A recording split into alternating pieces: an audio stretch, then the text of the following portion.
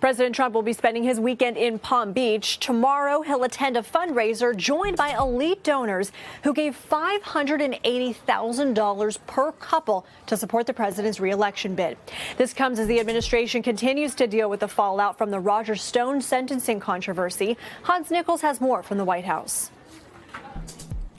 Now, the president is up and away, starting a weekend down there in Mar-a-Lago. Well, he'll do some politics as well. He plans to go to the Daytona 500. It's really an opportunity for him to rev up his base and drive up the overall participation in Florida.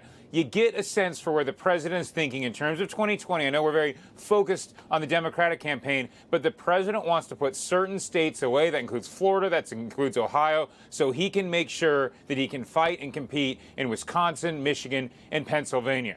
Now, the day on the political front, at least here at the White House, was dominated by the back and forth between the president and his attorney general. And the president almost seemed to be taunting, all but daring his attorney general, who in an interview on Thursday night said that he didn't think that the tweets from the president were helpful. And this had to do with sentencing guidelines on just how much time an associate of the president, Roger Stone, should get.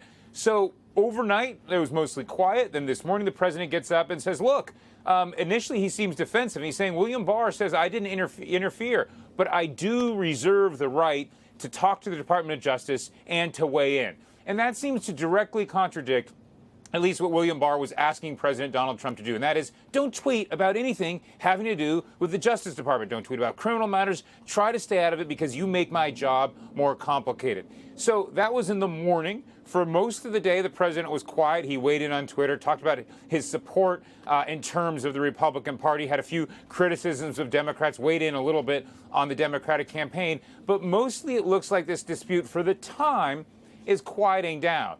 The question really becomes the next time the president engages with the media, does he still stand by his opinion that he can tweet whenever and whatever he wants on Attorney General William Barr in criminal cases? And then what does the Attorney General think about the president's tweet this morning, which contradicts the exact thing he all but requested him not to do on Thursday? That's where we stand. The president has a lot of travel next week. He's planning to hit a lot of different states as he really gears up for his reelection. That means a lot of time on Air Force One. Back to you.